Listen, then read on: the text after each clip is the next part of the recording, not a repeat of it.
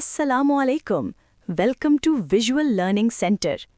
आज हम सीखेंगे क्वांटिटेटिव रीजनिंग का topic, numerical literacy, number system and basic arithmetic operations.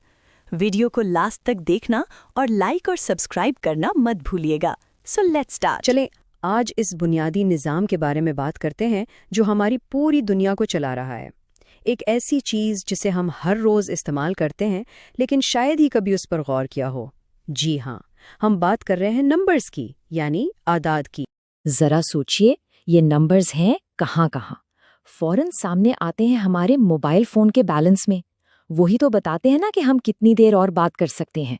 फिर आते हैं हमारे बैंक अकाउंट में, जहाँ से हमारी माली हालत का पता चलता है। और हाँ, वो हर महीने आने वाला बिजली का बिल, वो भी तो नंबर्स ही हैं जो बताते हैं कि हमने कितनी एनर्जी इस्तेमाल कर ली। और दुकान पर खरीदारी के बाद जो टोटल बिल बनता है, ये सब नंबर्स की एक ऐसी जुबान है जिसे हम सब रोज इस्तेमाल कर रहे हैं, चाहे इसका एहसास हो या ना हो। तो चलें इस सफर को आगे बढ़ाते हैं। आज हम क्या क्या देखेंगे?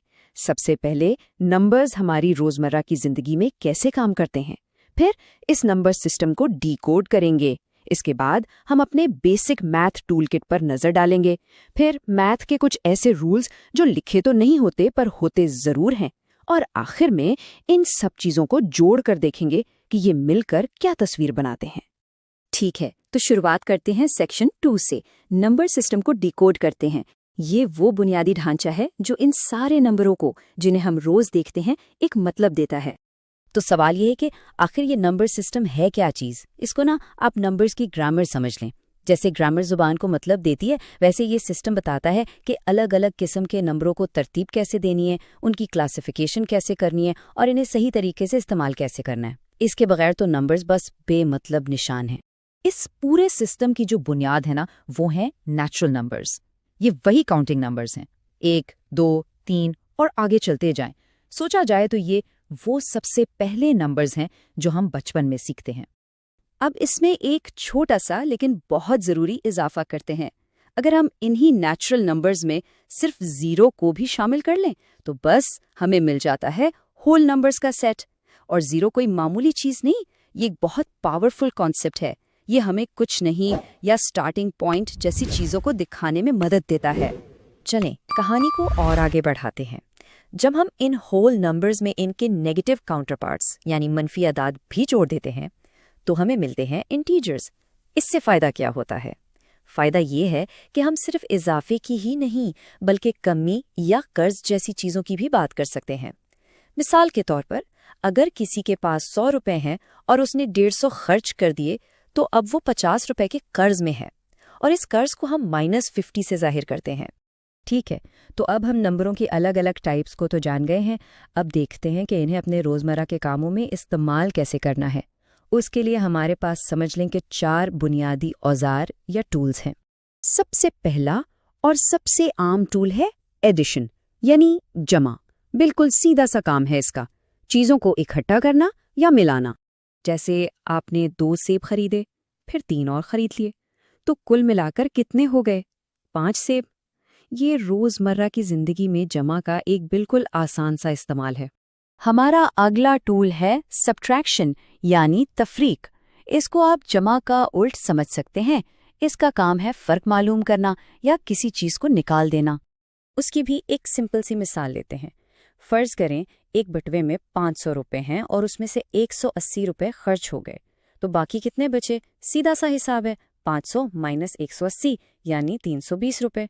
देखा, ये सब्ट्रैक्शन का कितना प्रैक्टिकल इस्तेमाल है। तीसरा टूल है मल्टीप्लिकेशन यानी ज़र्ब। इसके बारे में आप ये सोच सकते हैं कि ये बार बार जमा करने का एक शॉर्टकट है, एक फास्ट और एफिशिएंट तरीका जो हमारा वक्त बचाता है।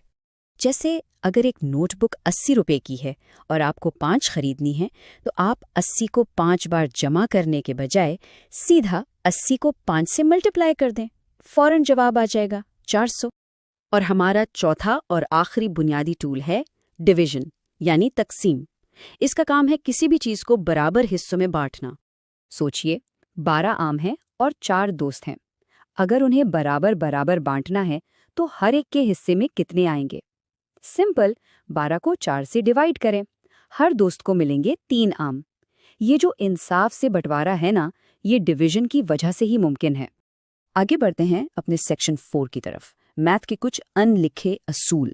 इनको आप मैथ के वो शॉर्टकट्स या पर्दे के पीछे काम करने वाले कानून कह सकते हैं, जो पूरे सिस्टम को आसान और रिलायबल बनाते हैं। यहाँ 2 बहुत दिलचस्प असूल हैं। पहला है कम्यूटेटिव प्रॉपर्टी। इसका मतलब है ऑर्डर या तरतीब।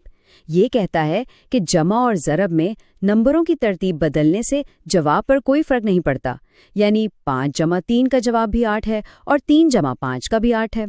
बिल्कुल इसी तरह 4 को 2 से मल्टीप्लाई करें या 2 को 4 से, जवाब वही रहेगा। अब दूसरा उसूल है एसोसिएटिव प्रॉपर्टी, जिसका ताल्लुक है ग्रुपिंग से। ये कहता है कि जमा करते वक्त आप नंबरों के ग्रुप कैसे भी बनाएं, जवाब सेम रहेगा। जैसे पहले 2 जमा 3 को जमा करें और फिर उसमें 4 ऐड करें, या पहले 3 जमा 4 को जमा करें और उसमें 2 ऐड करें। दोनों सूरतों में जवाब 9 ही आएगा। ये उसूल कैलकुलेशंस को बहुत फ्लेक्सिबल बना देते हैं। तो अब वक्त है अपने आखिरी सेक्शन का, इन सब चीजों को जोड़कर देखने का। आइए देखते हैं कि नंबरों की इस ऐनक से हमारी दुनिया कैसी दिखती है। हमने अब तक जो कुछ भी सीखा है ना, वो सब हमारी डेली लाइफ में हर जगह है। खरीदारी करते वक्त कैश का हिसाब किताब, अपने महीने का बजट प्लान करना, ऑनलाइन चीज़ें खरीदना, अरे यहाँ तक कि किचन में खाना पकाते वक्त चीज़ों की मिकदार नापना, सफ़र के दौरान डिस्टेंस और स्पीड का अंदाज़ा लगाना, और हाँ, बिजली और गैस के बिल को समझना।